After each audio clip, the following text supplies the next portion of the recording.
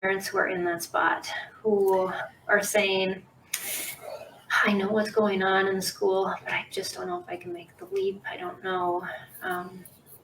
I have spoken to a lot of those parents, especially a couple that I'm still talking to right now that are in this school district that this happened to my son. And we're finding out that it's still happening.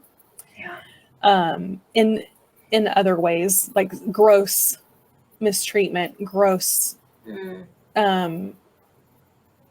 it's just really not awesome stuff for these kids and the parents that are the families that are being treated terribly.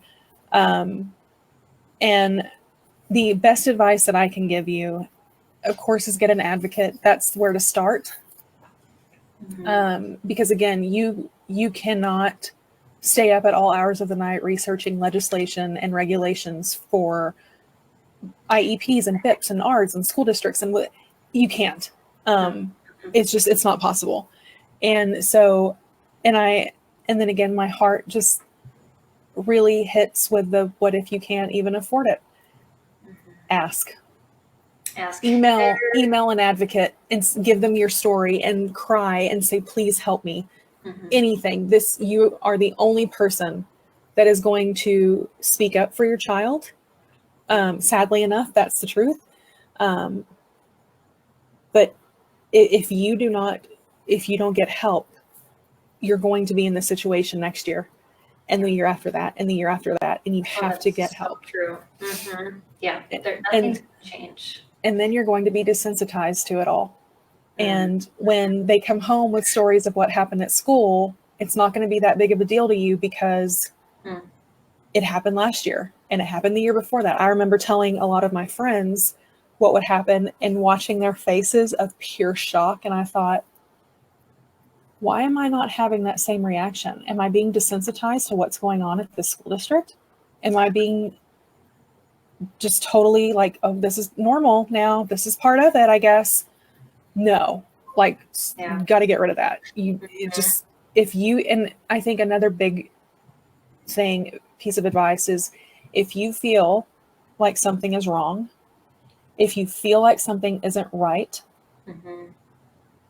100% bring it up, follow through. You have to do something about it. Our son one time came home with bloody knuckles, and I'm so embarrassed to admit this, because we didn't do everything that we should have. But I think, because when you hear that, you think, oh my gosh, that's terrible. Like bloody knuckles. They told us that he was digging in gravel, and that's how he got bloody knuckles. We asked him what happened, and they allowed him to punch a brick wall. Oh.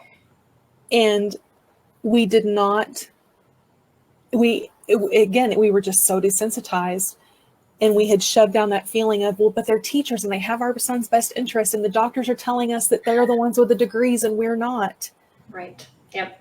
And it was, and in that post that I talked about, don't go as far as allowing your child to be physically abused. To find your voice, find it early, please. Because we didn't. We made all the right choices, and we were quiet, and we were not crazy enough, and we were trying to remain and be professional and make sure that everyone liked us, and that matters nothing when it comes to your kid.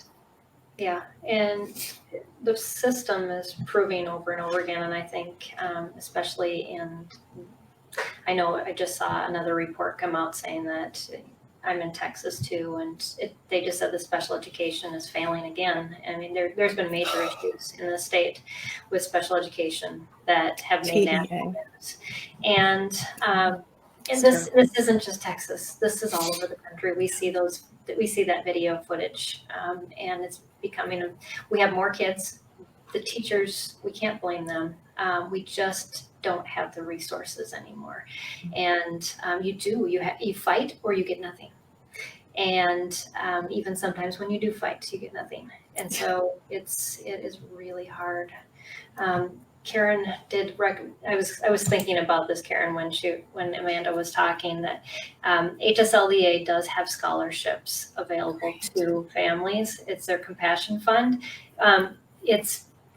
it's for therapies. You can ask for money for therapies or for homeschooling products, That's awesome. curriculum.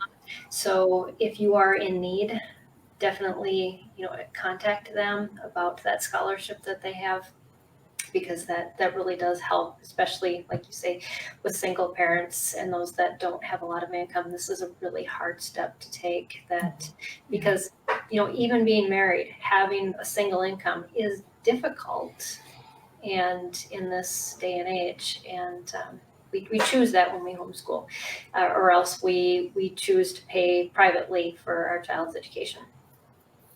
Yep. And yeah,